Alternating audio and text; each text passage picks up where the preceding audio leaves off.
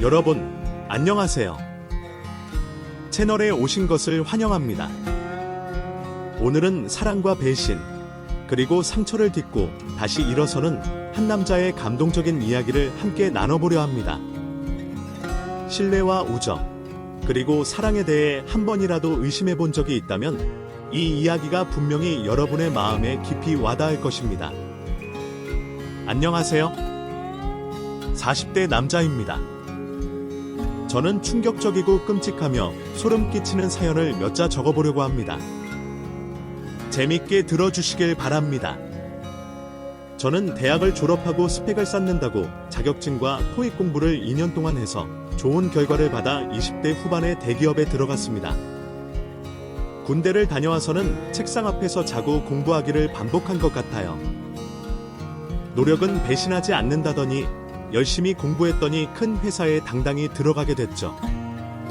좋은 회사에 들어갔더니 부모님도 좋아하시고 주변에서 소개팅을 해준다고 연락도 자주 받았어요. 그래서 소개팅을 받고 연애도 하면서 직장 생활을 했답니다. 20대 마지막에 첫 연애를 했을 때는 제가 많이 어설퍼서 1년도 채우지 못하고 헤어졌는데 두 번째 여자친구에게는 정말 잘해주기도 했고 통하는 게 많아서 3년간 연애를 했습니다. 그런데 여자친구가 저에게 실증이 났고 더 만날 사람은 아니라고 판단된다며 차버리더라고요. 저는 그녀와 결혼까지 갈 줄 알았는데 혼자 착각했었나 봅니다. 두 번째 여자와의 이별은 꽤 오랜 시간 후유증이 남았어요. 1년 넘도록 솔로로 지내며 일과 집만 오갔습니다. 30대 중반이 되니 회사에서 과장까지 올라갔고 업무도 바빠지고 후배들까지 신경 써야 해서 직장에 다녀오면 체력이 남지 않아 그대로 잠이 들었답니다. 그러다 금세 37세가 됐고 부모님께 결혼하라는 전화를 일주일에 한 번씩 받았습니다. 그 나이대의 싱글인 남자는 잘 아실 겁니다. 결혼이 쉽지 않기도 하고 부모님의 소원을 들어주고 싶은데 뜻대로 되지 않는다는 걸 말이죠. 어쨌든 중요한 한 가지, 결혼할 여자를 찾으려고 여러 친구들과 지인에게 소개해줄 여자가 없냐고 연락을 돌렸습니다. 그런데 저와 비슷한 연령의 여자는 거의 다 결혼을 했고 어린 여자들은 저를 노땅으로 여긴다며 만날 만한 사람이 거의 없다네요.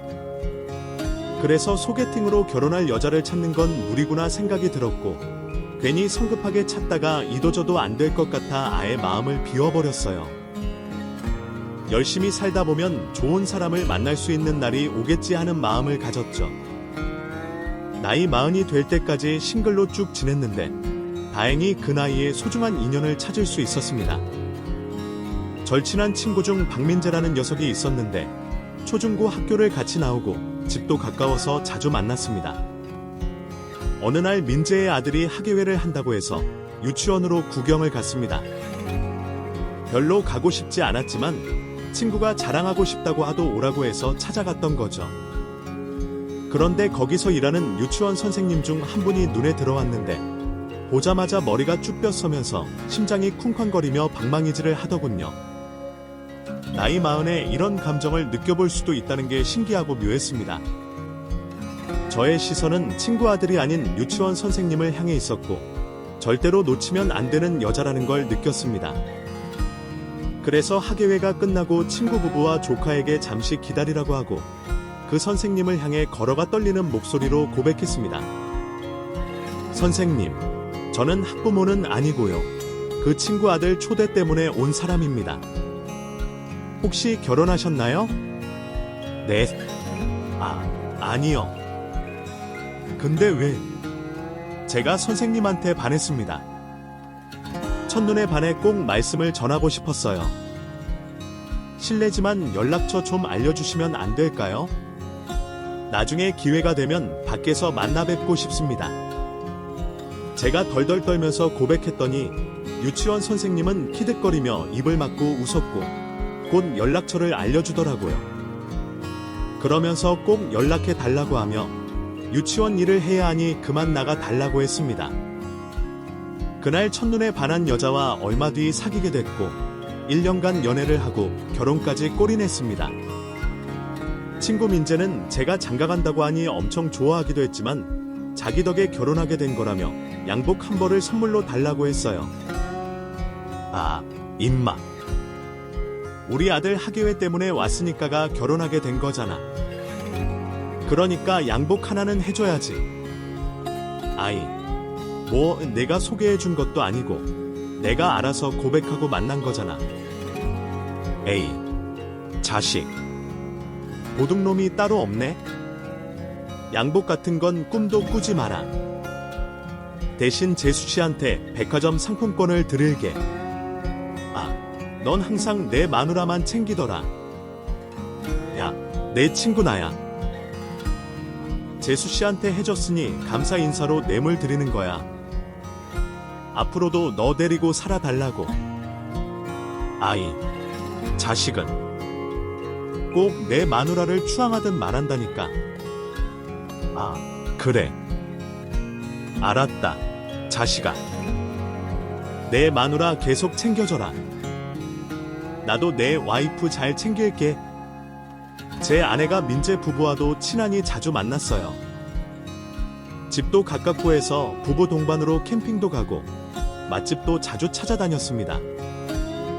제 아내가 민재 아내보다 2살 어려서 언니 동생으로 친하게 잘 지냈어요. 재수 씨는 집에서 맛있는 걸 만들면 꼭 저희 부부를 초대했습니다. 아, 언니. 오늘도 솜씨를 발휘하셨다. 얻어먹기만 해서 죄송한데요? 아, 죄송하긴. 언니가 동생 챙겨주는 건데 뭘 죄송해. 그 오빠가 날 얼마나 잘 챙겨주는데. 창민 오빠, 회사에서 상품권 받으면 나만 주는 거 아니지? 아이, 그러면 2장 나오면 재수씨 1장 드리고 집사람 1장 주고 있어요. 앞으로도 계속 드릴 테니까 초대 자주 해주세요. 이렇게 두 쌍의 부부가 늘 친하게 잘 지냈습니다. 그런데 결혼한 지 1년이 지나고 저에게 큰 시련이 찾아왔어요. 회사에서 대구로 발령을 받았습니다. 제가 차장 진급을 앞두고 있었는데 선배님 하나가 차장이 되려면 무조건 1년만 내려가서 고생하다 와야 한다고 했어요. 과장들 모두 눈에 불을 켜고 진급을 노리고 있으니 지방에서 공을 세우고 돌아오면 무조건 진급이 된다며 회유하고 설득하더라고요. 물론 제가 안 가겠다고 하면 취소가 되긴 하지만 아내를 생각하며 내려가겠다고 판단했습니다.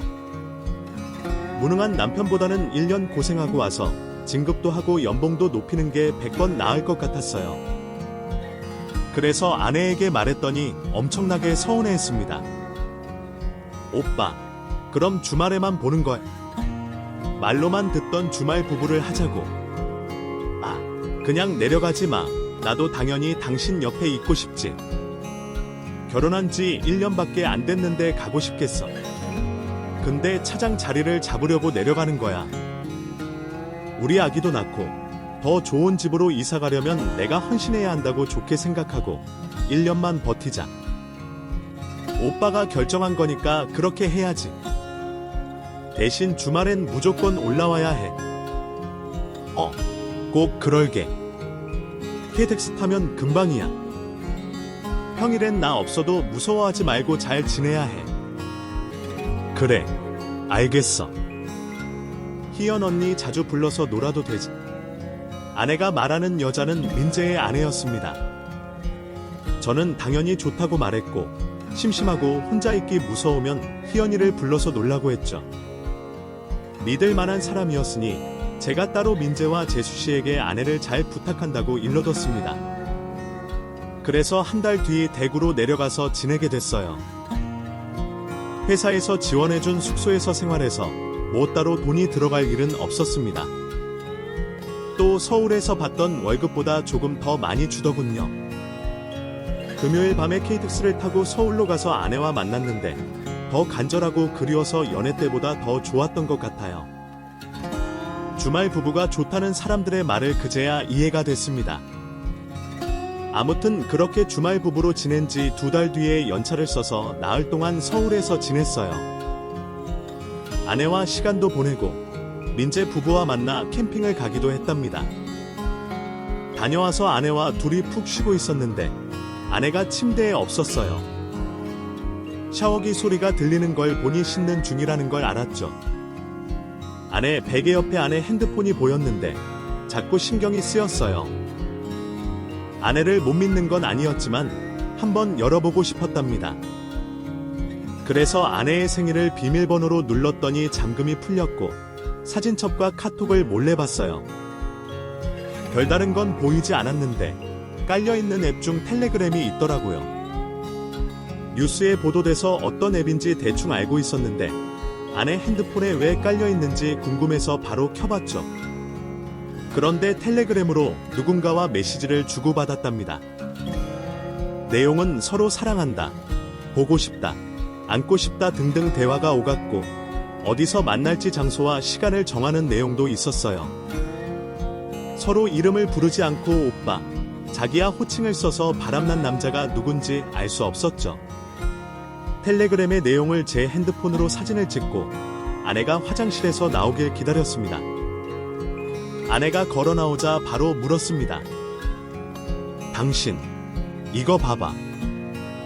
텔레그램으로 남자랑 이런 대화를 주고받았네? 아주 그냥 좋아 죽겠다고 난리네? 너 바람났지? 뭐야? 내 핸드폰 훔쳐본 거야. 오빠, 왜 남의 핸드폰을 건드려? 남의 핸드폰. 당신 내 마누라야. 그리고 당신은 지금 바람 피우다 걸렸고. 바른 대로 말해. 어떤 놈이랑 바람 난 거야? 내가 대구에 내려가 있는 동안 딴 남자 사귄 거냐? 흥분하지 마. 이거 바람 아니야. 그냥 모르는 사람이랑 랜덤으로 채팅한 거야. 내가 외롭고 심심해서 장난삼아 한 거라고. 이런 거 다른 여자들도 재미삼아 한단 말이야. 웃기고 있네. 어느 모텔에서 만날지 시간 약속 잡고 좋았다, 최고였다 이딴 말을 주고받았는데 바람이 아니라고.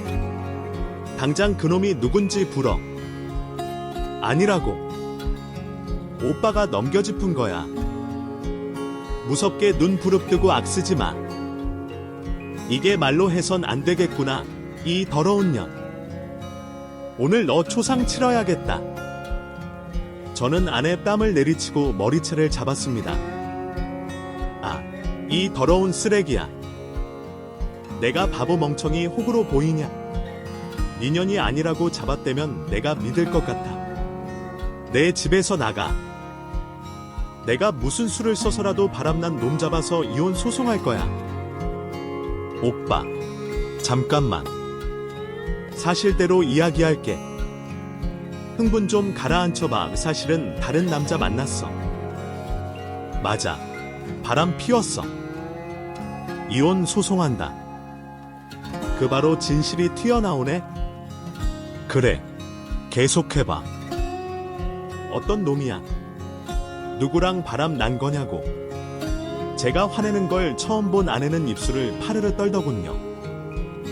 생각해보니 제 인생에서 그렇게 화가 났던 적은 없던 것 같습니다. 저도 제 자신이 무서울 정도로 아내에게 소리를 질렀답니다. 오빠, 무서워. 그 남자 정리했어. 그냥 한두 번 만나서 연애하고 헤어졌다고. 나도 그 남자가 뭐 하는 사람인지 몰라. 그냥 만나서 차만 마시려고 했는데 술 마시게 됐고 일어나 보니 모텔이야. 그게 다야. 정말이라고. 이게 날 바보 천치로 하나. 넌 대화할 가치도 없다. 집 나가.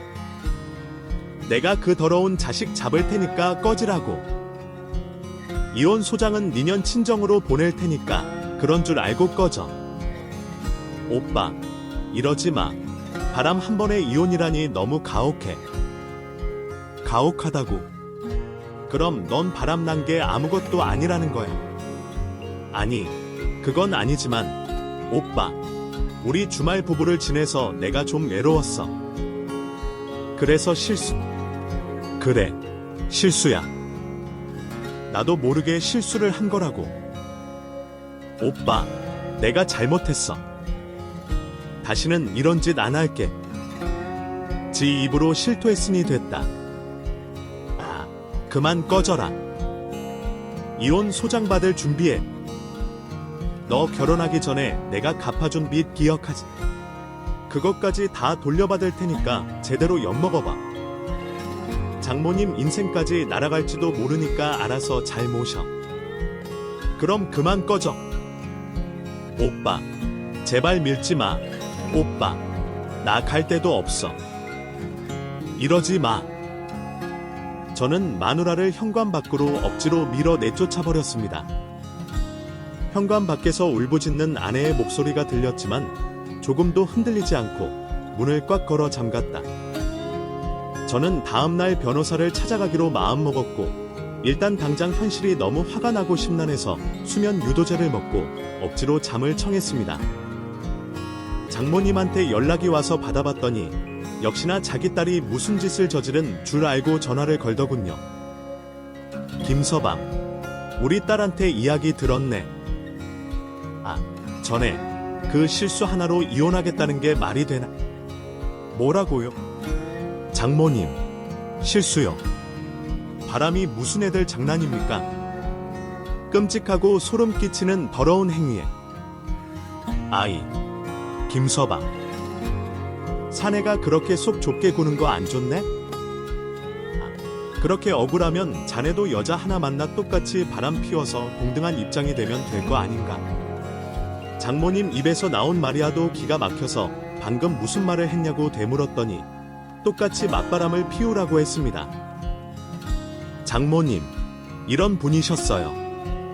진짜 대단한 분이시네요. 근데 저는 그런 짓거 똑같이 하는 놈 아닙니다. 똥 묻은 장모님 딸처럼 똑같이 내 몸에 똥 칠 바르기 싫다고요. 전화 끊어요. 아내 때문에 열받은 몸이 장모님의 혓바닥으로 인해 활알 타는 기분이었습니다. 이러다 온몸이 터질 것 같아 억지로 누워서 잠을 청했습니다. 자고 나면 이성 판단이 가능해질 테니 이 일을 어떻게 끝장을 내줄지 계획하기로 했습니다. 한숨 자고 일어났더니 바로 초인종이 울리더군요. 저는 아내가 다시 돌아온 줄 알고 현관문에 대고 소리쳤습니다. 꺼져. 넌 이제 이 집에 못 들어와. 이혼날 준비하고 있어. 이 걸레년아. 창민아, 나야. 민재. 문 좀 열어봐. 뭐? 민재, 이 시간에 웬일이야? 아, 잠깐 있어봐. 친구가 무슨 일로 찾아왔는지 일단 문을 열어줬습니다. 그런데 민재 옆에는 아내가 있었고 다른 남자가 고개를 숙이고 있더군요. 민재야, 이것들 뭐? 네가 왜 내 아내랑 같이 오냐? 저 남자 뭐고? 일단 들어가서 이야기하자. 세 사람은 거실로 들어왔고 곧 민재가 침착하게 입을 열었습니다. 창민아, 재수씨가 집에서 쫓겨났다고 연락이 와서 먼저 재수씨를 만났어. 그리고 무슨 일이 있었는지 말하더라. 아, 그래서 내가 설득해서 바람난 상간남을 불러냈어. 뭐? 그럼 이 자식이 내 마누라랑 노란한 더러운 놈이란 말이야. 너 오늘 뒤졌어. 민재가 말렸지만 저는 정신줄을 놓고 그 상간남을 두들겨 패줬습니다. 그놈은 죄송하다면서 질질 짜면서 싹 빌기만 했습니다. 상간남을 돼지 패주고 났더니 마누라 얼굴을 보고 또 화가 치솟았습니다. 그래서 마누라에게 싸대기를 흠씬 갈겨줬답니다. 제 화가 풀릴 때까지 두 연놈을 제대로 혼내줬죠. 제가 지쳐서 소파에 앉아 숨을 몰아쉬자 두 년놈이 제 앞에 무릎을 꿇고 머리를 조아렸어요. 민재는 저에게 찬물을 한 잔 줬어요. 창민아, 이제 됐냐? 물 한 잔 마시고 정신 차려. 이성적으로 판단해. 너 지금 순간의 감정으로 잘못된 선택하면 나중에 큰 후회할지도 몰라. 나 정신 말짱해. 이 두 연놈 가만 안 둘 거야. 위자료 싹 뜯어내고 개망신 당하게 인터넷에 올려버릴 거야. 아이, 창민아, 그러지 마. 재수 씨가 실수한 거래. 자기도 모르게 저지른 실수라고. 웃기지 마. 난 실수로 바람은 안 피거든. 너 내 마누라 편들어 주려고 하냐? 아니, 너 걱정돼서 온 거야. 물론 재수 씨가 큰 잘못을 했지만 너랑 재수 씨가 둘이 각별했으니 이혼하면 내가 힘들어질까봐 걱정된다고. 재수 씨가 너랑 이혼하면 인생 살 의미가 없어진다고 했어. 웃기는 소리 하네. 아, 민재야. 나 연이랑 정 떨어져서 절대 같이 못 살아. 이혼은 무슨 일이 있어도 할 거야. 아, 내가 그렇다면 나도 더 이상 말리진 않을게. 근데 딱 일주일만 생각해봐. 네가 재수 씨를 용서할 수 있을지 안 될지를 말이야. 난 다시 말하지만 창민이 네가 나중에 힘들어할까봐 이러는 거야. 아이, 젠장. 네가 그렇게 말하니까 내가 나쁜 놈 같잖아. 근데 저 남자 새끼는 뭐 하는 놈이야? 아, 그냥 여자 좋아하는 똥 양아치야. 별거 없는 놈이야. 창민아, 내가 아까 이놈 만나서 알아듣게 얘기했는데 상간남 손에 배상 주겠대. 뭐? 돈을 주겠다고? 참나, 이거 웃긴 놈이네. 내 마누라랑 놀 만큼 놀았으니 돈 받고 봐달라 이거야. 창민아, 흥분하지 마. 속하면 잃는 거야. 너 이 자식 얼굴 또 보고 싶냐? 그리고 재수 씨랑 이혼하는 것도 일주일만 생각하고 결정해. 화가 좀 가라앉으면 객관적으로 판단할 수 있을 거야. 일주일 뒤에 내가 이혼하겠다고 하면 그땐 내가 도와줄게. 변호사 구해주고 옆에서 다 해줄게. 민재, 너는 내 편이 맞긴 맞구나. 그렇게 말해주니 고맙다. 그럼 일주일 동안 고민해볼게. 마누라가 좋아서가 아니라 친구 부탁이니까 들어준다. 그럼 오늘은 돼지 패 맞았으니 그만 꺼져라. 이 더러운 것들아. 그날 밤 민재가 상간남을 잡아온 덕에 쌓여있던 화를 조금이나마 풀 수 있었습니다. 마누라도 시원하게 메타작했더니 시원하더라고요. 그렇게 일주일 동안 대구로 내려가서 일을 하면서 아내와의 이혼에 대해 생각해봤어요. 아내가 저지른 짓은 매우 더럽고 추악하지만 제가 아직도 아내를 사랑하고 있더라고요. 그 꼴을 봤는데도 아내 얼굴이 아른거렸답니다. 친구 민재가 왜 이혼을 말리려고 했는지 이유를 알 것 같았죠. 주말에 서울에 올라가 아내와 둘이 밖에서 만났어요. 아내 얼굴을 봤더니 참 힘들어 보이더군요. 바람난 더러운 여자인 걸 알면서도 왜 이렇게 예쁘고 아름답던지 제 두 눈이 멀었으면 하는 순간이었습니다. 오빠, 나 오빠 무지무지 보고 싶었어. 일주일 동안 고민해봤어. 오빠, 나 한 번만 봐주면 안 돼. 오빠가 하라는 대로 다 할 테니까 날 버리지 마. 평생 죄인으로 살더라도 오빠랑은 이혼하고 싶진 않아. 아이, 미치겠네. 민재가 일주일만 고민해보라더니 그 자식이 날 바보로 만들었네? 그래, 나도 당신이랑 이혼하고 싶지 않아. 당신이 죽도록 믿지만 헤어지고 싶진 않아. 그게 정말이야. 오빠, 고마워. 정말 고마워. 그렇다고 바로 예전처럼 아무 일 없이 부부 생활하는 건 무리야. 집에 들어와도 좋아. 하지만 각방 쓸 거고 주말 부부로 지내는 거야. 그렇게 시간 보내면서 널 용서해 볼게. 만약 그게 안 된다면 다시 이혼하겠다는 말 꺼낼 거야. 그러니까 완전히 용서한 게 아니니 너무 기뻐하지 마. 무슨 말인지 알아듣겠어. 응, 다 알아들었어. 나 절대로 두 번 실수는 안 해. 그리고 오빠 마음 풀릴 때까지 기다릴게. 나한테 욕하고 싶으면 하고 때리고 싶으면 때려도 돼. 애 다 이해해줄게. 그래, 너도 반성하는 것 같으니까 일단 집으로 들어와. 난 오늘 밤에 기차 타고 대구 가니까 집에서 편히 지내라. 오빠, 고마워. 그리고 사랑해. 진심으로 사랑해. 저는 아내를 다시 집으로 들어오게 했고 주말에 서울로 올라와 아내와 각방을 쓰며 지냈습니다. 한숨을 덮고 잘 만큼 마음이 풀리진 않아서 그렇게 지냈죠. 그리고 얼마 뒤에 민재 아내가 부부 동반으로 같이 놀러 가자고 연락을 하더군요. 재수 씨는 제 아내가 바람난 걸 모르는 것 같았습니다. 민재가 입이 무거운 건 알았는데 배우자에게도 숨긴 걸 보니 제대로 된 놈이라는 생각이 들었습니다. 이런 친구가 제 옆에 있다는 게 참으로 감사했죠. 그래서 민재 부부와 저희 부부는 양평에 있는 펜션으로 놀러 갔습니다. 거기서 흐르는 물도 구경하고 닭백숙 먹고 좋은 공기 마시며 안락한 휴식을 취했습니다. 그런데 저와 아내 사이에 어색한 낌새를 느낀 민재 아내가 무슨 일이냐고 묻더군요. 창민 오빠, 미경이랑 싸웠어요. 둘이 대화를 거의 안 하는 것 같네요. 아이, 싸우긴. 재수 씨가 괜히 오해한 거예요. 우리 부부는 아무런 문제 없습니다.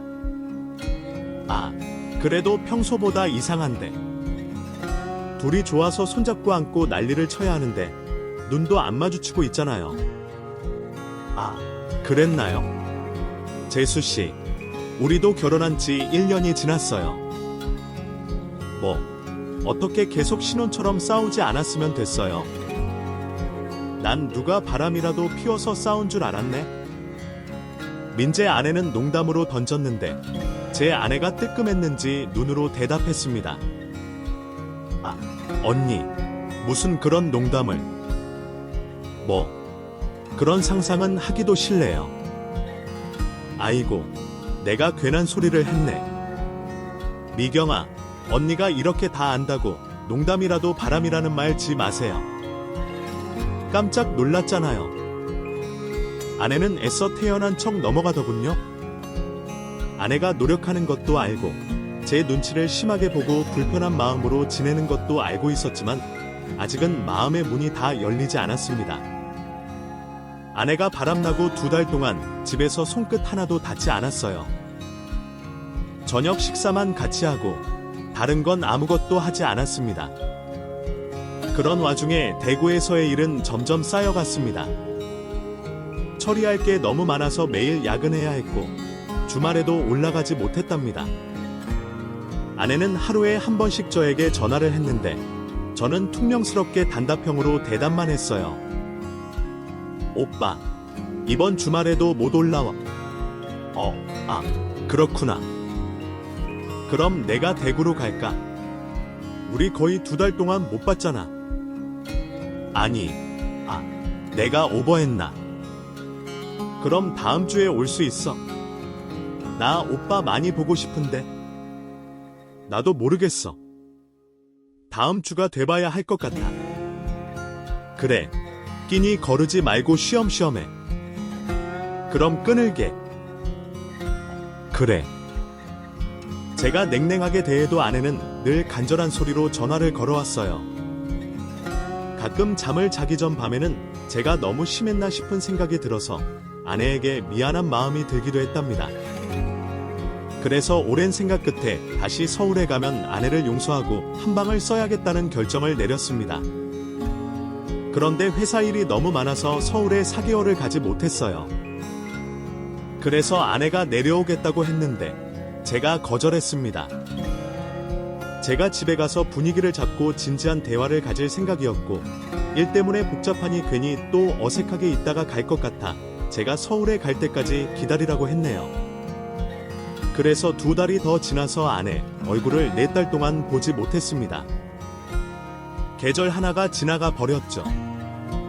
하는 수 없이 아내 만나는 걸 미루게 됐는데 어느 날 전화 한 통을 받고 대구를 떠나야만 했습니다. 서울에 있는 대학병원인데 아내가 응급실로 실려왔다며 간호사가 전화를 줬어요. 그래서 당장 서울로 가는 기차표를 끊고 초조한 마음으로 갔습니다. 몇 시간 만에 병원에 도착했고 응급실 간호사에게 아내 이름을 말하고 어디 있는지 물었어요. 그 환자군요. 저는 바로 뛰어올라가 아내가 있는 병실 문을 열었습니다. 병실이 커튼으로 닫혀 있어서 아내가 어디 있는지 확인이 안 되더군요. 그런데 장모님 얼굴이 커튼 사이로 보였습니다. 장모님, 미경이 어떻게 된 거예요? 거기 있는 게 미경이 맞죠? 아니, 여보. 어떻게 알고 온 거야? 장모님이 저를 막더군요. 간호사한테 연락받았어요. 무슨 일인지 직접 와서 들으라고 했어요. 미경이가 무슨 사고를 당한 겁니까? 아니면 어디가 아픈 거에? 제가 직접 봐야겠어요. 간호사가 전화했다고. 이 피어 먹을 년이 왜 설레발을 친 거야? 애미 나한테 연락했으면 되지. 왜 지방에서 바쁜 사람한테 화를 낸 거야? 지금 그게 중요한 게 아니잖아요. 제 아내 미경이 봐야겠어요. 사방. 잠깐. 지금 안정을 취해야 하니까 나중에 오게. 자네 얼굴 땀이 범벅이네. 집에 가서 쉬었다 오게. 장모님, 왜 이러시는 거죠? 여기 아내 말고 다른 사람이라도 있는 거예요. 비켜주세요. 아이, 그런 거 아니야. 그냥 안정을 취하는 중이야. 저는 장모님을 살짝 밀치고 커튼을 젖혔습니다. 그곳에 잠든 아내 얼굴이 보였어요. 다른 사람은 없었습니다. 저는 아내 얼굴을 어루만지며 무슨 일이냐고 장모님한테 다시 물었어요. 장모님, 어떻게 된 거냐고. 답답하게 하지 말고 대답 좀 해주세요. 미경이한테 무슨 일이 일어난 거예요? 김서방, 쉿, 미경이 잠들었으니 이따가 다시 오게. 아이, 진짜 이상하시네. 아, 됐습니다. 내가 직접 의사 찾아가서 물어보면 됩니다. 안 돼. 김서방. 그냥 모르는 게 나아. 괜히 충격받지 말고 진정하고 집에서 쉬게. 장모님이 말 같지도 않은 소리를 자꾸 하셔서 병실을 나가 간호사 하나를 붙잡고 물었습니다. 간호사님, 304호 김미경 환자 보호자 되는 사람입니다. 제 아내가 어떻게 오게 된 거죠? 김씨 환자분이 길에서 쓰러진 걸 시민이 신고해서 구급차를 타고 응급실에 오셨는데 유산되셨습니다네. 보호자님도 똑같이 모르셨나요? 환자분도 자기가 임신 중인 걸 몰랐나 봅니다. 의사 선생님 말씀으로는 임신 6주에서 8주 정도 됐다고 하더라고요. 저는 그 말을 듣고 머리가 띵하면 어지럼증이 찾아와 바닥에 주저앉았습니다. 제가 4개월 동안 대구에 있었는데 아내는 그 사이 임신을 했고 그걸 모르고 지내다가 오늘 유산을 했다는 겁니다. 옆에서 내가 바람을 끊지 못하고 남의 놈 아기까지 가진 거였어요. 배신감은 이루 말할 수 없었고 그녀를 용서하려고 마음먹은 저를 증오했습니다. 병실로 돌아가 아내에게 다가갔어요. 그러자 장모님이 또 제 앞을 막더군요. 김서방, 미안하네. 정말 미안해. 천년이 어디서 뭘 하고 다녔는지 모르겠는데 유산을 했다고 하네. 나도 자네 부부가 어떤 상황인지 알고 있는데 유산했다는 말을 듣고 오금이 저렸어요. 하고 넘어가려고 했죠? 간호사가 연락하지 않았더라면 대구에 있는 저는 바보처럼 또 속았을 테죠. 김서방, 내가 입이 10개라도 할 말이 없네. 근데 지금은 미경이가 아픈 몸이니 나중에 이야기하세. 그러네요. 제가 여기서 할 수 있는 게 아무것도 없네요. 근데 장모님, 미리 통보할게요. 저 이혼 소송할 겁니다. 바람난 놈 찾아서 응징하고 2년 놈을 세상에 널리 알릴 거예요. 아이, 꼭 그래야만 하나. 용서해줄 순 없는 거야. 지금 꼬라지 보니까 바람을 한두 번 피운 게 아닌 것 같네요. 걸레는 빨아도 걸레지. 수건으로 만들겠어요. 아무튼 난 결심했고 제대로 된 복수로 답해줄 겁니다. 장모님, 딸 일어나면 각오하라고 전해주세요. 김서방. 저는 그대로 병원에서 나와버렸어요. 집에서 뜬 눈으로 밤을 새우고 다시 대구로 내려갔어요. 일단 업무가 많으니 그것부터 다 해결하고 아내와의 이혼 소송을 할 계획이었죠. 2주가 지나서야 많은 업무를 다 해결하고 다시 서울로 올라갔습니다. 집에 갔더니 아내가 침대에 누워 있더군요. 미경아, 너 지금 여기서 뭐 하냐? 오빠, 미안. 정말 미안해. 내가 오빠한테 할 말이 미안하다는 말밖에 없어. 미안하다고 될 문제가 아니야. 지금 널 잡아 족치고 싶은데 더러워서 손도 대기 싫다. 너 당장 꺼져. 친정에 가서 이혼 소장이나 기다려라. 그러자 아내는 무릎을 꿇고 사정하더군요. 오빠, 내가 정말 미쳤었나 봐. 한 번도 아니고 2번이나 바람을 피우다니 정신이 나간 것 같아. 이건 정신병이야. 그래, 내가 정신에 이상이 있는 것 같으니까 병원 다니면서 치료받을게. 응. 제발 이혼하자는 말만 하지 마. 닥쳐. 이 걸레야. 넌 빨아도 걸레고 말려도 걸레야. 똥을 묻은 쓰레기 같은 년이라고. 내 발로 못 가겠다면 내가 내 보내줄게. 저는 머리채를 잡고 바닥을 질질 끌고 현관문 밖으로 밀어버렸습니다. 오빠, 진짜 미안해. 나 오빠랑 이혼하고 싶지 않아. 제발 날 버리지 마. 에휴, 내가 저런 년을 용서하려고 했다니 내가 등신이다. 휴, 그렇게 아내를 내쫓고 인터넷으로 이혼 변호사를 찾아보고 있었습니다. 그 순간 민재한테 전화가 걸려왔고 저와 이야기를 하고 싶다고 하더군요. 이번에도 아내가 민재한테 도움을 청했나 봅니다. 이에 저는 소주나 마시고 싶어 민재를 집 앞 삼겹살 집으로 불렀습니다. 민재야, 난 이제 더는 마누라랑 못 산다. 남의 애를 임신하고 유산까지 했다는데 어떻게 데리고 사냐.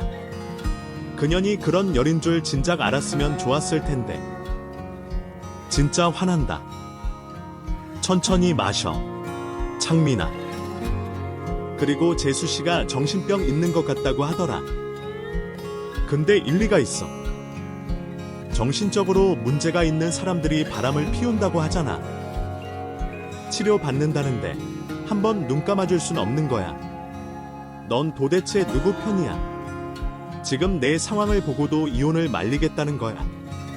아니, 꼭 그런 건 아닌데. 재수씨가 너무 안쓰럽더라. 살이 쪽 빠져서 날 찾아와선 살려달라고 빌더라. 마음이 약해지더라고. 그녀는 사고만 치면 널 찾아가냐. 하기야 내 절친이자 속이 깊은 노민이 다 받아주고 이해해줄 거라 생각한 거지. 근데 민재야, 이번엔 절대 내 말 들어줄 수 없다. 그런 줄 알고 있어. 아이, 그래. 뭐, 내 결정이 그렇다고 하니 내가 어쩌겠냐. 근데 바람난 놈은 잡았어. 아니, 이제 잡아야지. 그년이 남자를 또 만나러 갈 테니 사람 붙여놨어. 증거는 곧 잡힐 거야. 아이, 그렇게까지 했어. 참, 안타깝다. 창민아, 나 담배 한 대 피우고 올게. 나도 생각 좀 하고 너랑 대화 나눠야겠다. 너까지 머리 아프게 해서 미안하다. 한 대 피고 와. 민재는 제가 이혼한다고 하니 기분이 썩 좋진 않았나 봐요. 제가 잘 살길 누구보다 간절히 바란 친구였으니 그럴만도 했죠. 저는 혼자 소주를 한 잔 들이키는데 어디선가 진동 소리가 들렸어요. 민재가 핸드폰을 놓고 나가더라고요.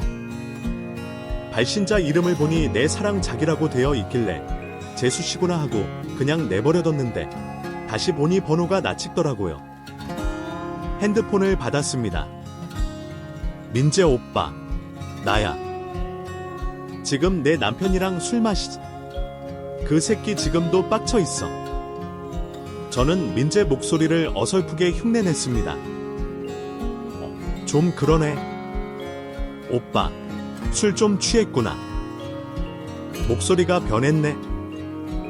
오빠, 그 새끼 잘 구슬려서 이혼은 막아줘. 나, 그 인간한테 빌린 돈도 수천만 원이고 위자료까지 토해내면 완전 알거지가 돼 우리 엄마 집을 팔아야 할지도 모른다고. 그러니까 꼭 막아줘. 내가 이혼당하면 오빠도 곧 걸릴 거야. 창민이 그 새끼 눈깔 봤는데 바람난 놈을 어떻게든 찾아낼 것 같았다. 오빠도 연니한테 언여 사는 신세니 우리 둘 다 살아남으려면 창민이 새끼 잘 풀어줘야 해. 아, 응. 오빠, 대답이 왜 이렇게 짧아? 아, 내 남편 놈이 가까이 있구나. 오빠, 아무튼 그놈 오늘 잘 구슬려봐. 그리고 다 먹고 어디서 볼까? 우리 자주 가는 모텔? 나 지금 오빠 마누라랑 카페에 있는데 잠깐 나와서 전화하는 거야. 언니 오늘 친정 간다더라. 우리 둘 불타는 밤이나 보내자고. 미경아, 잡았다. 뭘 잡아? 저는 제 원래 목소리를 내어 대답했습니다. 미경아, 잘 들었다. 네가 바람난 놈이 이 새끼 박민재였구나. 잡았다. 이 걸레야. 아, 뭐야? 당신이었어요. 이거 오해야. 이거 장난친 거야. 이딴 척. 넌 되질 준비 단단히 해라. 저는 삼겹살 집에서 계산하고 담배 피우고 있는 민재에게 다가갔어요. 창민아, 왜 나왔어? 민재야, 나랑 같이 저 골목 좀 들어가자. 아까 지갑을 흘린 것 같은데 같이 찾아줘. 그래, 알았어. 잠깐, 내 핸드폰이 안에 두고 왔나 보다. 내가 챙겨왔어. 자. 저는 아내와의 통화 기록을 삭제해둬서 민재는 아무것도 몰랐습니다. 그래, 뭐, 지갑을 떨어뜨렸는데 가보자. 골목길에 들어서자 민재는 바닥에 고개를 숙여 제 지갑 찾는 척을 하더군요. 저는 그놈의 뒤통수를 날려 잡아뜨렸습니다. 아, 뭐야? 창민이, 내가 그런 거야. 날 왜 때려? 잡았다. 상갓나. 뭐? 상갓나. 너 지금 무슨 말 하는 거야? 내 사랑 자기한테 전화 왔었다. 내 마누라 말이야. 이 멍청한 놈아. 뭐? 이런 씨. 들키고 말았네? 씨. 일단 처맞아라. 그리고 대화 나눠보자고. 저는 가장 믿고 좋아하던 친구를 골목 바닥에서 사정없이 두들겨 패줬어요. 그리고 한 통의 전화를 하고 민재를 잡고 제 집으로 향했습니다. 현관문을 열자 제 아내가 무릎을 꿇고 있었고 재수 씨가 아내 머리채를 잡고 있었어요. 제가 아내 통화한 녹음에서 친절하게 전했더니 카페에서 바로 잡아서 제 집으로 끌고 온 겁니다. 제가 한자리에서 만나자고 했는데 타이밍 맞게 모였답니다. 재수 씨, 놀라셨죠? 네, 아주 많이 놀랐어요. 세상에 믿을 놈 하나 없다더니 어떻게 우리 둘을 바보로 만들고 이것들이 바람을 피울 수가 있어요. 그러게 말입니다. 저도 민재가 이런 짓을 할 거라고 상상도 못했어요. 일단 이들 이야기나 들어봅시다. 좋아요. 그럼 당신부터 말해봐. 박민재, 이 더러운 걸레 자식아. 그러자 자포자기했는지 민재는 모든 걸 실토했습니다. 그래, 이렇게 된 거 더 숨겨봐야 뭐하겠어. 나나 미경이 이혼당할 기세 뻔한데. 나랑 미경이는 창민이 내가 결혼하기 전부터 만났어. 한번 뜨겁게 사랑하고 끝내려고 했는데 우리 둘이 서로에게 끌려서 계속 만나게 됐지. 우린 멈출 수 없는 기차 같았어. 그래서 끝까지 사랑하기로 했지? 마음 같아선 이혼하고 싶지만 난 아내한테 빌붙어서 사업장에서 쉬다 발휘하는 못난 놈이고 미경이도 내 놈한테 빚이 있는 데다 돈이 궁해서 이혼을 참은 거야. 내가 형편만 좋았으면 진작 이혼하고 내 마누라랑 살림 차렸을 거다. 미경이가 진정으로 사랑하는 건 바로 나야. 네가 아니라 이 등신 놈아. 뭐? 그럼 나랑 재수씨한테 각자 기생하면서 바람을 쭉 피워왔다는 거네? 걸리지 않았으면 끝까지 그렇게 살 계획이었고. 아, 지금 생각난 건데 너희들이 쭉 바람 피워왔다면 그때 그 상간남은 도대체 뭐야? 텔레그램으로 바람 피우던 놈 말이야. 아, 그 텔레그램. 내가 한 짓이야. 그때 상간남이라고 데려온 놈은 그냥 심부름센터 직원이야. 돈 좀 주고 맞아주라고 했더니 잘 맞아주더라. 너한테 울면서 용서도 잘 빌고 말이야. 그때 얼마나 심장이 떨리던지. 다행히 멍청한 이 놈이 속아 넘어갔지. 그리고 난 미경이 주인공인 너를 회유하면서 이혼하지 말라고 한 거야. 이제 알겠냐, 이 등신아. 내가 너를 친구로 살아온 게 수십 년이야. 우리 초등학교 때부터 친구였는데 결말이 참 역같다. 그치? 아, 박민재. 또 궁금한 게 있는데 내 마누라가 임신한 걸 둘이 몰랐던 거야. 당연히 몰랐지. 그러니까 슬퍼먹고 유산된 거 아니겠냐. 재수없게 애가 왜 생겨가지고. 이씨, 그 유산만 아니었다면 끝까지 안 잡히고 바람 피울 수 있었는데. 씨. 아우씨, 열받아. 이씨, 이것들이 짐승이 따로 없네? 아니, 짐승보다 못한 것들이야. 너들은 더 맞아야겠다. 재수씨, 각자 팰까요? 바닥에 이것들 깔아놓고 같이 팰까요? 아, 같이 패요. 저 하이힐 좀 신고 올게요. 제대로 밟아 죽 쳐줘야겠어요. 아, 굿 아이디어네요. 그럼 신발장에서 제 구두 좀 가져다 주세요. 전 이것들 바닥에 때려 눕힙니다. 먼저 민재의 면상을 날려주고 마누라의 뒤통수를 날려나란히 바닥에 깔았습니다. 그리고 저와 재수씨는 구두와 하이힐을 신고 마음껏 두 연놈을 밟아줬답니다. 아, 그만. 창민아, 여보, 그만. 너무 아파. 오빠, 언니, 그만. 어차피 이혼 소송할 거잖아. 그만 좀 해. 아직 말할 기운이 남아있는 것 같아. 더 힘차게 밟아줘요. 두 놈이 바닥에 힘없이 널브러지자 재수씨와 저는 숨을 고르며 구두를 벗었습니다. 재수씨, 이제 어떻게 할까요? 혼내줄 만큼 혼내준 것 같은데. 어떻게 하긴요? 이혼 소송, 상간녀, 상간남 소송 다 해야죠. 우리 친오빠가 변호사인 거 아시죠? 내가 말해서 변호인단 꾸려달라고 할게요. 이것들 위자료뿐만 아니라 우리 쪽 변호비까지 싹 다 물어주게 만들 겁니다. 와, 아이, 그렇게까지 해주면 제대로 엿먹여주는 거네요. 역시 집안에 사자 한 명씩 있으면 좋다니까. 창민 오빠, 전 친정에 아들 데리고 가야 하니까 오빠가 이것들 뒤처리 좀 해주세요. 네, 뭐 처리라고 해내다 버리는 거죠. 얼른 가보세요. 그렇게 재수씨가 먼저 퇴장했고 저는 두 놈을 돌돌 말아 현관 밖으로 던져버렸습니다. 그것들은 각자의 부모 집으로 돌아갔고 곧 법정에서 보게 됐답니다. 두 놈의 지속적인 불륜으로 당연히 이혼 사유에 해당되고 유책 배우자 위자료를 지급하는 건 당연한 거였고 마누라는 파준 빚에 대한 모든 돈을 돌려줘야 했답니다.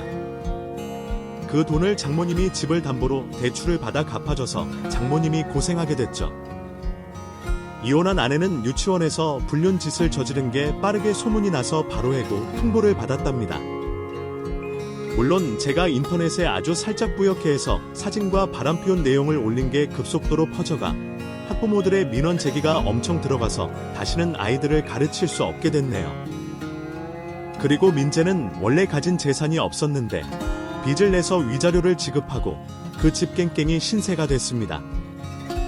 둘은 어디서 뭘 하고 지내는지 몰랐는데 제가 아파트를 정리하고 이사하는 날 전처가 우연히 인도로 걸어가는 걸 봤습니다. 저는 어떻게 지내는지 궁금해서 차로 운전해 골목으로 들어가 언덕길을 따라갔습니다.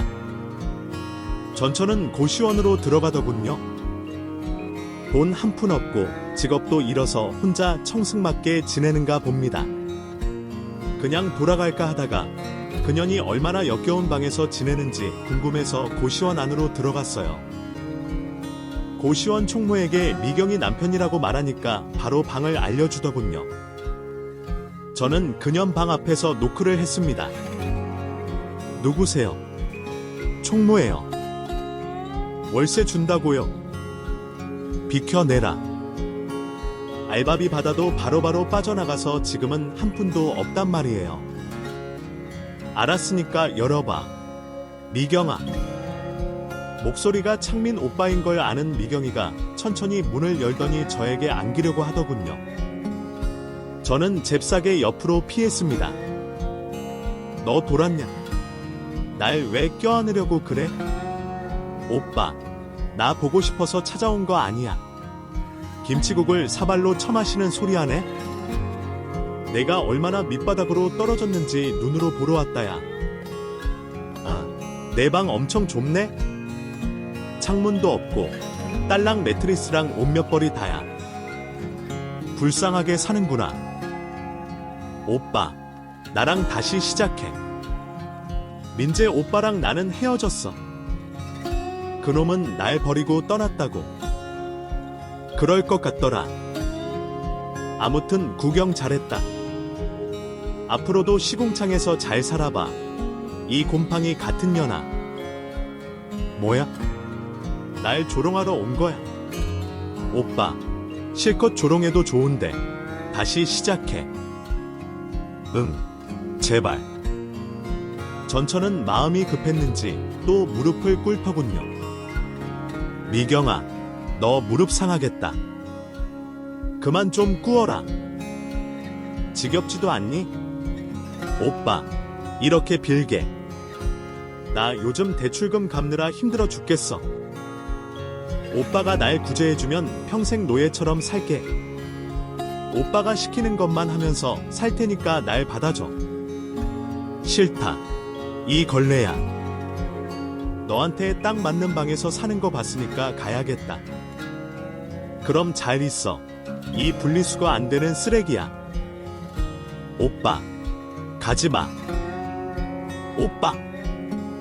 저는 대충 둘러보고 깔깔 웃으며 퇴장했습니다. 그리고 재수 씨에게 민재 소식을 물어봤더니 원양어선인지 뭔지를 탔다고 하더라고요. 가진 거 없고 갚을 돈은 엄청 많으니 바다에서 개고생을 하고 있을 거라고 했습니다. 저는 이사를 대구로 왔어요. 1년만 있기로 한 회사에 쭉 다니기로 결정했답니다. 서울에 있으면 괜히 복잡하고 심란하니 여기서 살아보려고 집을 마련했네요.